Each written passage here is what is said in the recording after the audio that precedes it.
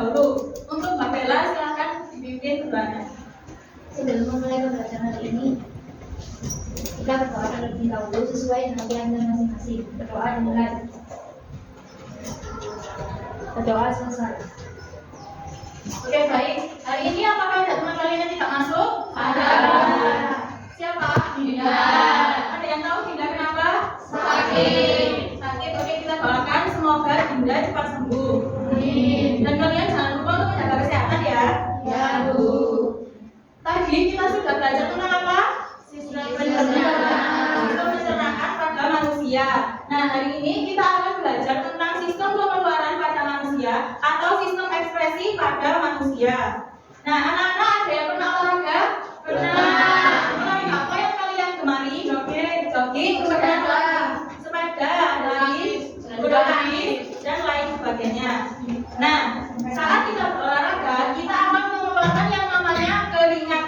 Nah, keringat itu kan keluar. Nah, kenapa keringat itu bisa keluar? Karena keringat itu merupakan zat-zat yang beracun. Jadi, agar tubuh kita terhindar dari zat-zat yang beracun, kita harus mengeluarkan yang namanya keringat. Nah, proses pengeluaran zat-zat yang beracun itu disebut dengan ekskresi. Jadi, sistem ekskresi itu merupakan proses pengeluaran zat-zat sisa metabolisme yang sudah tidak digunakan lagi oleh tubuh.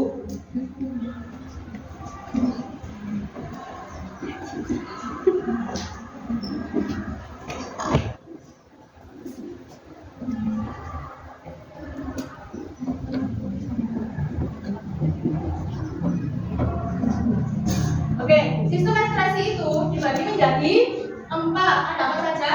Kulit, lidah, paru, hati, dan hati. Yang pertama yaitu ada kulit. Kulit itu merupakan permukaan terluar dari tubuh kita. Nah, contohnya itu seperti ini ya, kulit. Nah, kulit sendiri itu memiliki fungsi yaitu sebagai pelindung organ tubuh, kemudian tumbuhnya rambut, kemudian sebagai indera peraba, dan mengatur suhu tubuh. Nah, kulit sendiri itu memiliki 3 lapisan, yaitu ada epidermis, dermis, dan hipodermis.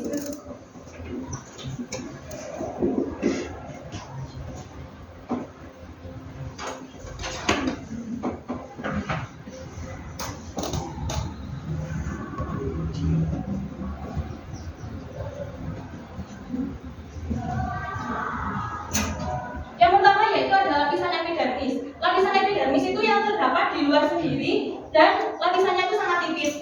Nah, di sini dapat kalian lihat itu yang ujung sini ya, yang atas sendiri, bagian atas sendiri. Kemudian yang kedua yaitu ada lapisan dermis. Lapisan dermis ini ada di tengah-tengah. Nah, lapisan dermis ini lebih tebal daripada lapisan epidermis. Di dalam lapisan epidermis ini, di dalam lapisan dermis itu terdiri atas pembuluh kapiler. Pembuluh kapiler itu penghubung antara arteri dan vena.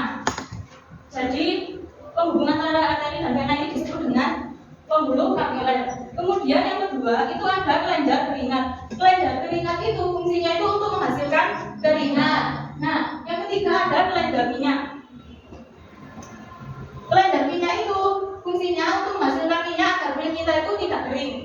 Kemudian selanjutnya ada pembuluh darah. Pembuluh darah itu dibagi menjadi 2. Ada pembuluh darah arteri dan ada pembuluh darah vena. Pembuluh darah arteri itu yang berwarna merah, yang ini ya. Kemudian yang pembuluh darah vena itu yang berwarna biru.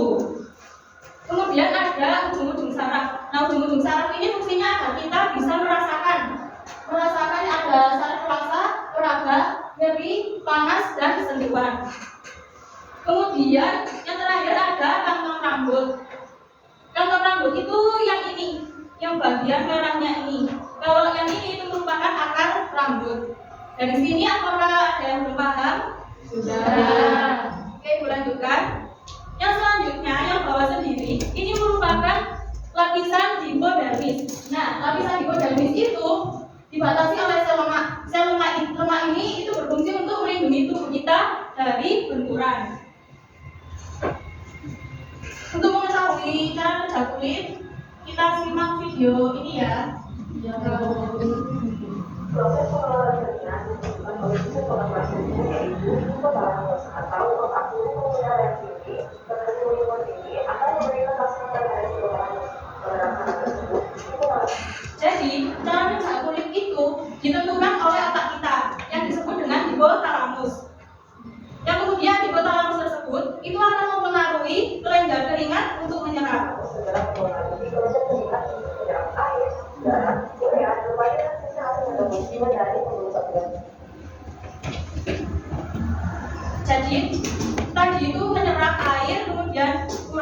dari berbagai sel-sel metabolisme dari pembuluh kapiler darah. Kenapa melalui saluran keringat dan sel-sel keringat membuat kulit dalam bentuk keringat.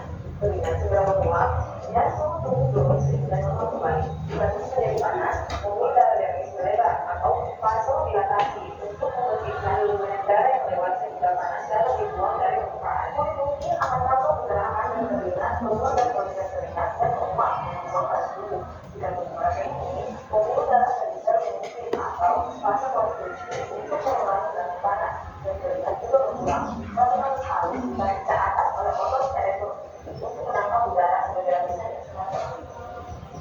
Oke, baik. Secara singkatnya, kulit itu akan mengeluarkan keringat yang mengandung air, garam mineral maupun sedikit limbah nitrogen seperti urea yang dapat meracuni tubuh kita. Dari sini ada yang ditanyakan? Belum. Oke, kita lanjut ke organ yang kedua, yaitu ada ginjal.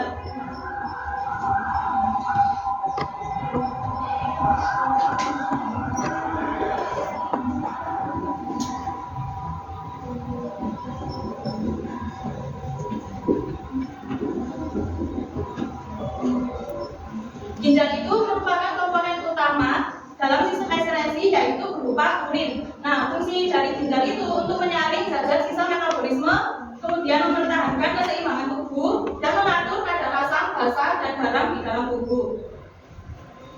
Nah, berikut adalah struktur dari ginjal.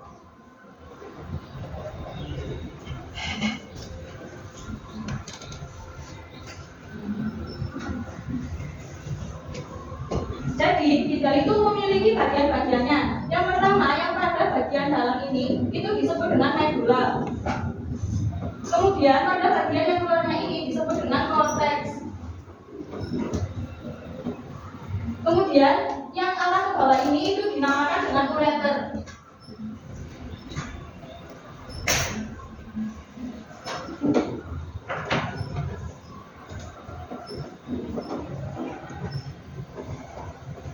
Kemudian yang penghubung ini itu dinamakan dengan pelvis. Dan yang berwarna biru itu dinamakan dengan vena, yang berwarna merah itu dinamakan dengan arteri.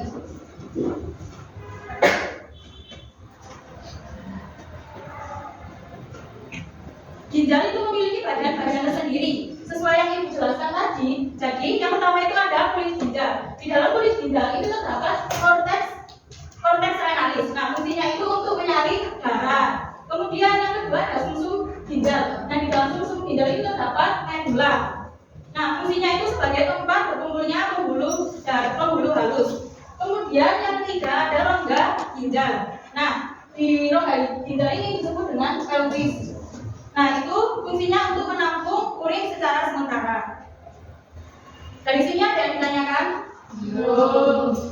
Oke, baik. Di dalam ginjal itu terdapat proses pembentukan urin. Nah, proses pembentukan urin ini dibagi menjadi 3, yaitu ada filtrasi, kemudian reabsorpsi, dan ada augmentasi. Yang pertama yaitu ada filtrasi.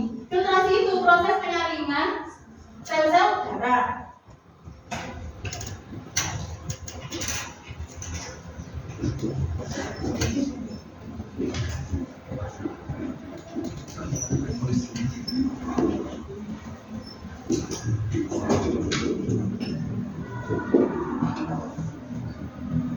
Tadi filtrasi itu merupakan proses penyaringan. Nah, darah itu akan masuk ke dalam glomerulus yang nantinya ada tekanan darah yang naik. Kemudian akan menghasilkan filtrat.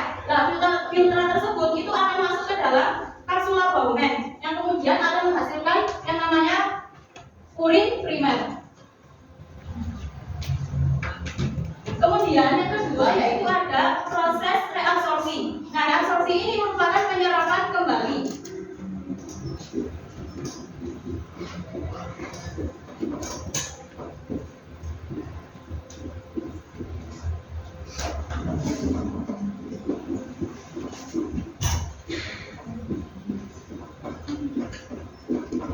Tadi kan sudah disaring ya oleh filtrasi. Nah, itu akan menghasilkan yang namanya urin primer. Nah, urin primer tersebut akan masuk ke dalam tubulus proksimal yang kemudian nantinya akan menghasilkan urin sekunder. Kemudian yang ketiga yaitu ada augmentasi, yaitu proses pengumpulan cairan dari proses sebelumnya atau proses pengeluaran zat-zat yang sudah tidak digunakan lagi oleh tubuh. Berikut ada cara kerja ginjal, kita simak videonya bersama-sama. Proses pembentukan urin dalam ginjal melalui 3 tahapan. Ketiga tahapan tersebut adalah tahap filtrasi, tahap reabsorpsi, dan tahap augmentasi. Yang pertama, tahap filtrasi. Filtrasi adalah terjadi di glomerulus, yaitu apabila darah yang bergelulus di dalam tubuh. Pada glomerulus terdapat sel-sel endotelium sehingga memudahkan proses pencairan. Selain itu, di glomerulus juga terjadi peningkatan sel darah, kepik darah, dan sebagian besar protein plasma agar tidak ikut dikeluarkan. Ketika masuk ke glomerulus, tekanan darah menjadi tinggi sehingga mendorong air dan zat-zat yang memiliki potensi untuk keluar melalui memori kapiler dan menghasilkan urin. Komposisi pada susun antara hemoglobin, urea, glukosa, air, asam amino, dan irian sebagai natrium, kalium, kalsium, dan kol. Juga disimpan sementara di dalam terowongan. Setelah yang tepat menjadi terowongan disebut urin primer. Tahap pembentukan urin primer ini disebut tahap filtrasi. Jadi sesuai dengan yang dijelaskan tadi bahwa tahap filtrasi itu merupakan penyaringan dari glomerulus, kemudian menghasilkan filtrat dan akan menghasilkan primer, urin primer. Tahap yang kedua yaitu reabsorpsi. Proses reabsorpsi terjadi di dalam tubuh atau tubuh proximal. Proses ini terjadi setelah tubuh proximal hasil proses filtrasi mengalir ke dalam tubuh proximal. Dalam tubuh proximal terjadi proses reabsorpsi kembali dengan yang masih belum ada hubungannya dengan tahap reabsorpsi. Bahan-bahan yang diserap dalam proses reabsorpsi ini adalah bahan-bahan yang masih berguna antara lain glukosa, asam amino, dan sejumlah besar ion anorganik. Selain itu, air yang terdapat dalam urin primer juga mengalami reabsorpsi melalui proses oksigen, sedangkan reabsorpsi adalah lainnya berlangsung secara reaktif. Bahan-bahan yang terdapat kembali oleh tubuh proximal dikembalikan ke dalam darah melalui pembuluh kapiler yang ada di sekitar tubuh. Proses reabsorpsi ini juga terjadi di kemudian lain, khususnya ion natrium. Cairan yang dihasilkan dari proses reabsorpsi disebut urin reguler. Urin reguler mengandung air, garam, urea, dan protein. Protein inilah yang memberi warna kuning pada urin, sedangkan urea yang menimbulkan bau pada urin. Selanjutnya, tahap terakhir yaitu tahap augmentasi. Setelah melalui proses urin reguler sampai pada tubuh distal. Pada bagian tubuh distal masih ada proses penyerapan air, ion natrium, glukosa, dan urea. Pada tubuh distal terjadi proses augmentasi, yaitu pengeluaran zat-zat yang tidak keluar tubuh dalam urin sekunder. Urin sekunder yang telah bercampur dengan zat-zat sisa yang tidak dikeluarkan dari darah yang keluar urin sebelumnya. Urin tersebut kemudian disalurkan ke proses penalis atau pengisian. Urin yang termasuk selanjutnya keluar dan bisa melalui ureter. Kemudian menunjukkan ke tubuh yang merupakan zat-zat di dalam urin sementara. Transfumi memiliki sisi elastis, karena tubuh mampu meredam sikap berlangsung sekitar. Oke baik, tadi cara kerja ginjal dibagi menjadi berapa? 3. Ada apa saja? Filtrasi. Filtrasi itu apa? Penyaringan. Kemudian yang kedua ada reabsorpsi. Reabsorpsi itu apa? Penyerapan. Penyerapan kembali. Kemudian yang ketiga ada augmentasi. Augmentasi itu tadi apa? Pengeluaran zat. Nah tadi yang menghasilkan urin primer dinamakan apa? Filtrasi. Kemudian kalau urin sekunder dinamakan reabsorpsi. Dari sini ada yang ditanyakan? Belum. Oke baik, kita lanjut. Yang ketiga yaitu ada paru-paru.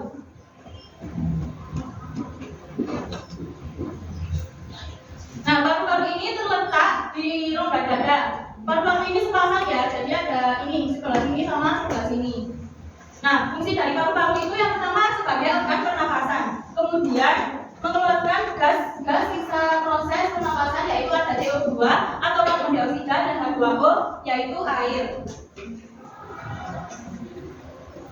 Kemarin kan kita sudah belajar proses pernafasan ya. Jadi kita ulang kembali struktur dari paru-paru itu yang pertama ada trakea atau tenggorokan. Kemudian ada bronkus, kemudian ada bronkiolus, itu cabang-cabang dari bronkus, dan alveolus yang terdapat di ujung-ujung dari bronkiolus. Kemudian kita lihat cara kerja paru-paru. Nutrisi yang diserap dari makanan oleh sistem pencernaan tubuh diubah menjadi energi untuk digunakan oleh tubuh. Nutrisi diedarkan melalui darah ke sel-sel tubuh. Di dalam sel tubuh, energi digunakan bersama dengan oksigen dan berulang menjadi karbon dioksida dan uap air sebagai hasil metabolismenya dari sel. Jadi sistem ekskresi pada paru-paru itu cara kerjanya dengan mengeluarkan karbon dioksida dan uap air. Sebagai gantinya kita nanti akan menyerap oksigen dari tubuhan dan udara.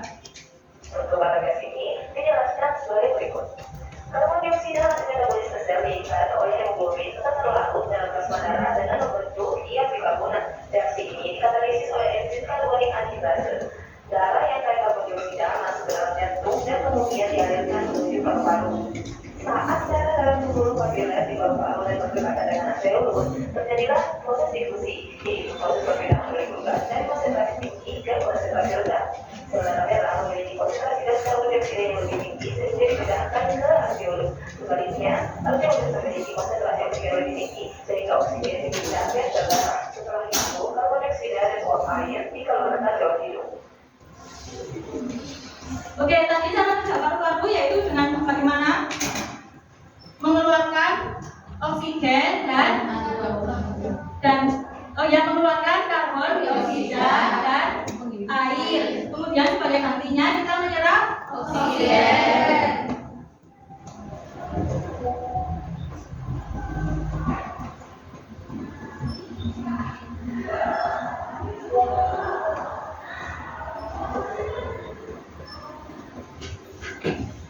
Dari sini ada yang masih ditanyakan atau masih belum jelas?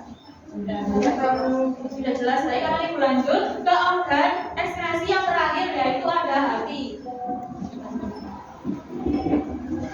Hati itu terdapat di rongga perut, ada di sebelah kanan dan di sebelah kiri. Nah, ukurannya itu 10 cm,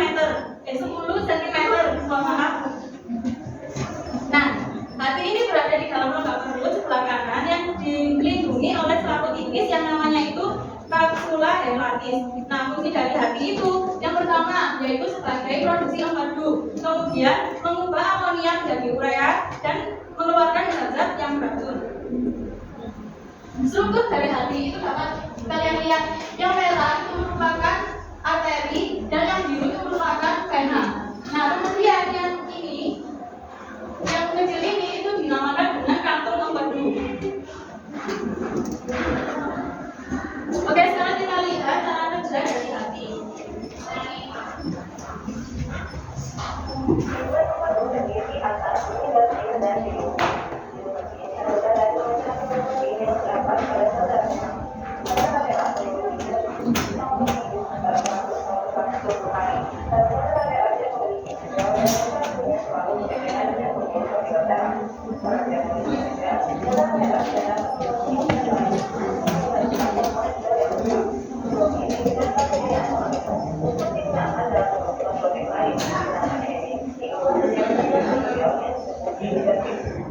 Oke, baik.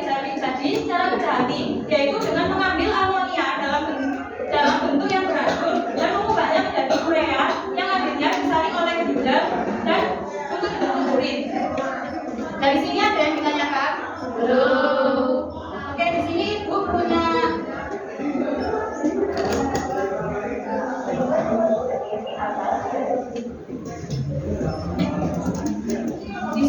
punya kuis yang soal pertama yaitu ekskresi adalah proses pembuangan zat sisa dalam bentuk apa namanya?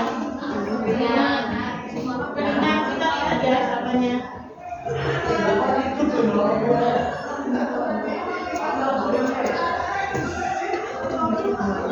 Salah ya anak-anak. Jadi ekskresi itu proses pembuangan zat sisa dalam bentuk dengan bentuk uap air, urin, keringat. Jadi jawabannya semua benar. Oke, kita lanjut ke soal nomor 2. Kelenjar keringat berada di lapisan kulit